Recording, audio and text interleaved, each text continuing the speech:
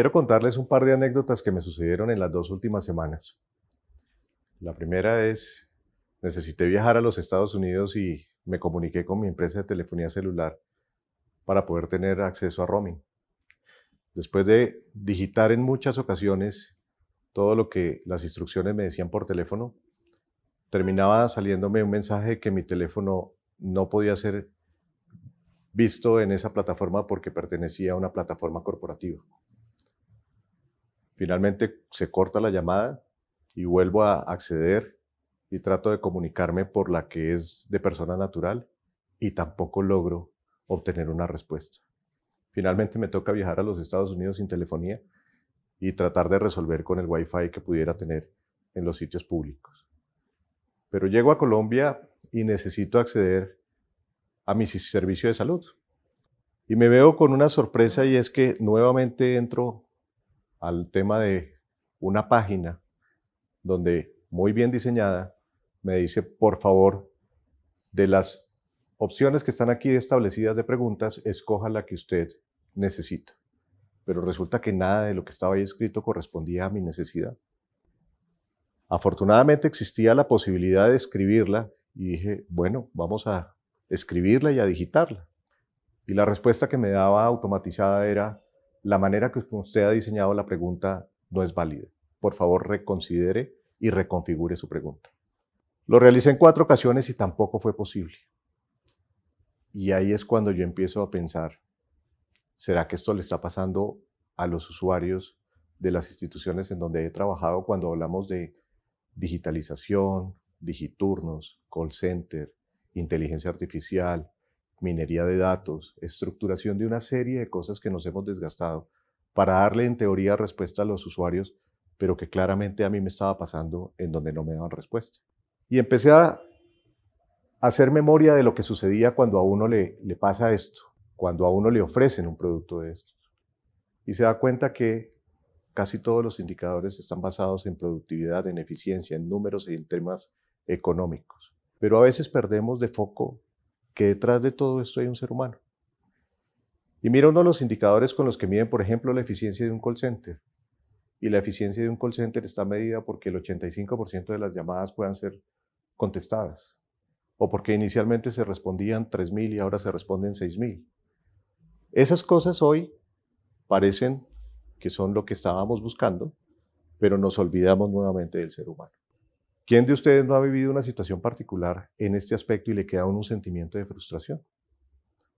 Otro de los puntos importantes es cuando nosotros estamos construyendo las planeaciones estratégicas de las organizaciones de salud, sobre todo en la prestación, siempre hemos hablado de lo que es el modelo de atención. Y nos llenamos de orgullo diciendo que el modelo de atención es el que está centrado en el paciente y su familia. Pero cuando vamos a ver la realidad, yo diría que no es así y que no estamos honrando lo que estamos prometiendo. Tenemos serios inconvenientes y podemos solucionar oportunidades, podemos solucionar acceso, podemos solucionar muchas eficiencias, pero nos olvidamos de muchas otras cosas que el paciente requiere. Para contarles un ejemplo anecdótico, es que hay un indicador que es de obligatorio cumplimiento, que se llama las reconsultas en los servicios de urgencias. Y cuando analizamos ese indicador, me llevé una sorpresa y es que la gran mayoría de personas que eran reconsultantes, definidos como 3 o más veces en un mes al servicio de urgencias, es porque querían ir a relacionarse con alguien, a tener la posibilidad de conversar con alguien. Y cuando nosotros hablamos de humanización, es donde tenemos que entrar a resolver esas situaciones. Pero si se lo dejamos a una inteligencia artificial, pues claramente no va a dar respuesta de lo que queremos. No significa que yo esté diciendo que no debemos entrar en esa era. Significa que el planteamiento es dónde está el mecanismo de control o válvula de escape para que no nos olvidemos del ser humano. Y ahí puedo contarles una anécdota que es bastante interesante y es cómo se instalan unos kioscos en la organización para poder acceder a tener esa consulta o a poder priorizar esa consulta. Y empezamos a notar que hay 2 grupos grandes poblacionales que quedan por fuera. El adulto mayor y aquella población discapacitada. Y creemos que eso va a ser una barrera y realmente no lo fue. Diseñamos la posibilidad de que alguien acompañara en los momentos en que había dificultad para poder resolver con esa kiosco o con esa estación que permitía el agendamiento. Y vimos con sorpresa que la eficiencia, la eficacia y la productividad creció casi en un 30%. Es decir, tenemos que romper esa barrera en donde creemos que solamente lo que está sistematizado es lo que es eficiente. Simplemente es adicionarle la posibilidad de encontrar ese ser humano que está detrás. Para nadie es un secreto que en pandemia nos tuvimos que adaptar a la virtualidad. Y esa virtualidad nos llevó a que instituciones como las que yo dirigí en ese momento saltara de 0 consultas a 11.000 consultas en un mes con la virtualidad.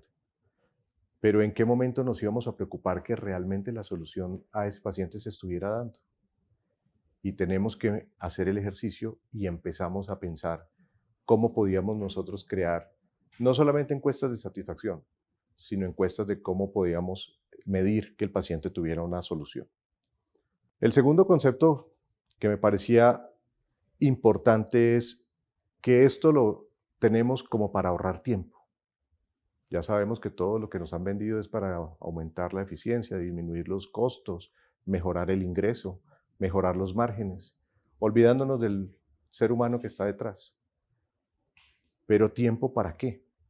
Y es la segunda reflexión.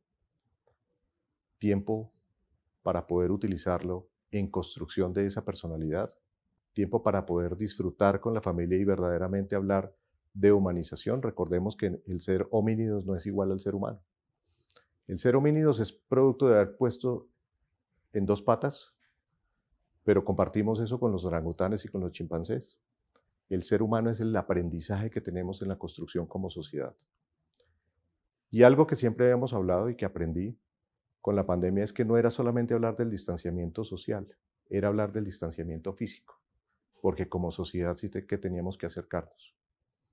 Y empezamos a ver algunas estadísticas que quiero mencionarles.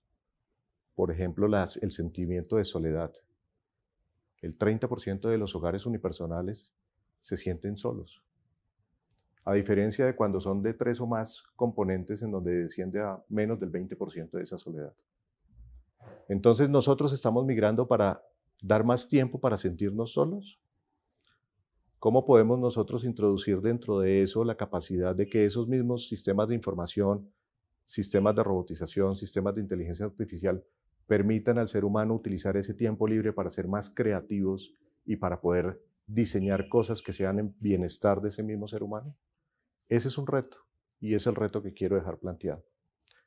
Porque finalmente tenemos que recurrir a las bases de lo que nosotros construimos, sobre todo como médicos, en el tema en donde una de las raíces fundamentales es el juramento hipocrático.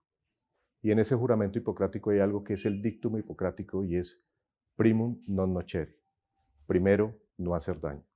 Y la invitación es a construir, desaprender lo aprendido y pensar en que lo que estamos haciendo tiene que repercutir en el bienestar del ser humano.